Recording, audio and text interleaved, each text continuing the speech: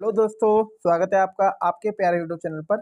तो आज हम जानेंगे एमीन चैप्टर में क्या क्या इंपॉर्टेंट है। तो सबसे पहले आपको क्या करना है, कार्बिल एमीन अभिक्रिया आपको पढ़नी है। इसमें क्या होती है कार्बिल एमीन अभिक्रिया? इसमें हम लोग एनिलीन की रिएक्शन कराते हैं, किससे? क्लोरोफॉर्म से और पोटेशियम हाइड्रोक्साइड से, यानी KOH से। ठीक है, बनता क्या है ये ध्यान रखना। अक्सर गलती कर देते हैं बच्चे, यहाँ पर फेनिल आइसोसाइनेट बनता है जिसका फॉर्मूला क्या होता है? बेंजीन के ऊपर NC। हम लोग गलती क्या कर देते हैं, CN लगा देते हैं। आइसो नहीं होगा, फिर वो फेनिल साइनाइड हो जाएगा। तो आपको यहाँ ये चीज नोट करनी है। बाकी क्या है, 3 KCl, क्योंकि K यहाँ पर है तो 3 KCl निकल जाएगा। OH है तो 3H2O निकाल दोगे, तो याद ऐसे हो जाएगा।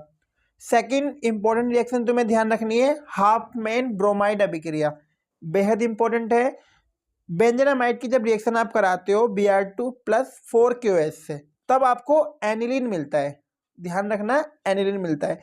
अब यही आपको कन्वर्जन में भी पूछ सकता है, कैसे प्राप्त करेंगे बेंजनामाइड से एनिलीन, तो ऐसे भी ध्यान रख सकते हो। अच्छा, दूसरी बात, एक बात और सुनो, कार्बिलेमीन और बेंजनामाइड यानी हाफमैन ब्रोमाइड अभिक्रिया, दोनों में अगर आप देखो तो मैंने एरोमेटिक लिए हुए हैं। क्या हम एलिफेटिक ले सकते हैं? हम ले सकते हैं एलिफेटिक। एलिफेटिक मतलब जैसे ये बेंजीन है ना, यहाँ C2H5 ले लो और यहाँ भी C2H5 ले लो या CH3 ले लो, इसलिए ऐसे ध्यान रखना इसको। नेक्स्ट है युग्मन अभिक्रिया, कपलिंग रिएक्शन। तो ये तो और भी आसान है, ये आपने फिनोल वाले में भी पढ़ी होगी। बस यहाँ पर हम क्या करेंगे, जैसे हम benzene diazonium chloride phenol वाले में भी लेते थे, यहाँ फिनोल लेते थे एनिलीन की जगह।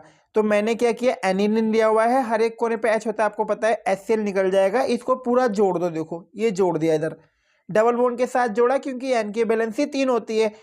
तब हमें क्या मिल जाता है, पैरा एमिनो एजोबेंजीन, जो पीला रंजक होता है, ध्यान रखना। ठीक है, एक रंजक मिलता है। एग्जाम में ये भी पूछा है मल्टीपल चॉइस में, रंजक का एग्जाम्पल कौन सा होगा, तो आप ये ध्यान रखना।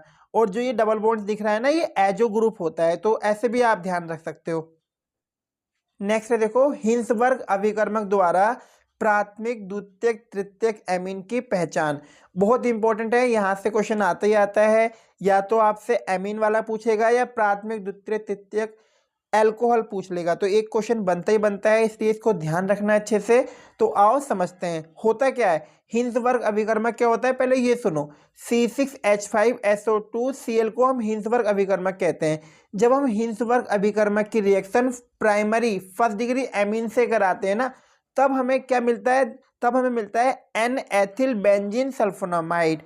अच्छा, ये क्षार में विलय हो जाता है, मतलब आगे हम इसकी रिएक्शन KOH से करा सकते हैं। दूसरा क्या है, यहां भी देखो हमने हिंसबर्ग अभिकर्मक लिया हुआ है। अब हम किससे करा रहे हैं, 2 डिग्री एमीन से करा रहे हैं, तब भी HCl निकल गया, ये पूरा पार्ट जुड़ गया।